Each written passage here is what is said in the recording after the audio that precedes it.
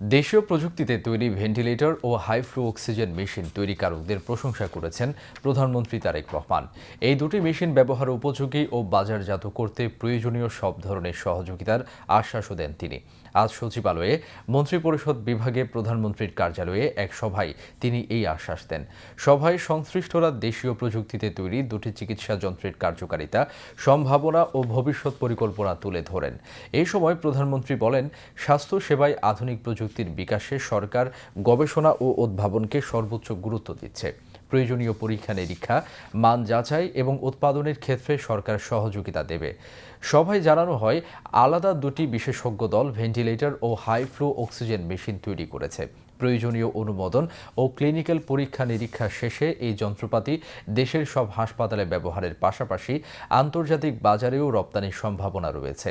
দেশীয়ভাবে উৎপাদিত হওয়ায় যন্ত্র দুটি তুলনামূলক কম খরচে বাজারজাত করা সম্ভব হবে, যা স্বাস্থ্যসেবাকে আরও সাশ্রয়ী করতে ভূমিকা রাখবে। বিশেষজ্ঞরা জানান, ভেন্টিলেটর মেশিনটি গুরুতর শ্বাসতন্ত্রের সমস্যায় আক্রান্ত রোগীদের চিকিৎসায় ব্যবহৃত জীবন রক্ষাকারী চিকিৎসা সরঞ্জাম। এই কারণে এর নিরাপত্তা, কার্যকারিতা ও আন্তর্জাতিক মান নিশ্চিত করতে আরও বিস্তৃত পরীক্ষা নিরীক্ষা করা হবে। অন্যদিকে হাই ফ্লো অক্সিজেন মেশিনটি শ্বাসতন্ত্রের সাধারণ সমস্যাজনিত রোগীদের জন্য ব্যবহার উপযোগী। এই যন্ত্রের অন্যতম বৈশিষ্ট্য হল এইটি বৈদ্যুতিক সংযোগ ছাড়াই ব্যবহার করা যায়। ফলে বিদ্যুৎ সুবিধাবঞ্চিত এলাকা কিংবা জরুরি পরিস্থিতিতে রোগী পরিবহনের সময় অ্যাম্বুলেন্সেও এটি কার্যকরভাবে ব্যবহার করা যাবে।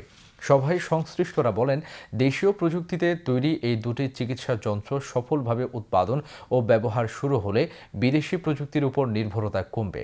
সভায় স্বাস্থ্য ও পরিবার কল্যাণ মন্ত্রী সরদার সাখাওয়াত হোসেন, প্রতিমন্ত্রী ডক্টর এম এ মুহিত, প্রধানমন্ত্রীর স্বাস্থ্য বিষয়ক বিশেষ সহকারী doctor S M Ziauddin Haider, স্বাস্থ্যসেবা বিভাগের সচিব মোহাম্মদ কামরুজ্জামান চৌধুরী, বাংলাদেশ প্রকৌশল বিশ্ববিদ্যালয়ের pro VC doctor Mohammad Shariful Islam, প্রধানমন্ত্রীর কার্যালয়ের চিকিৎসক সহযোগী অধ্যাপক ডাক্তার শাহ মোহাম্মদ আমানুল্লাহ, প্রধানমন্ত্রীর সহকারী একান্ত সচিব ১ ডাক্তার মামুন শিবলি সহ সংশ্লিষ্টরা উপস্থিত ছিলেন।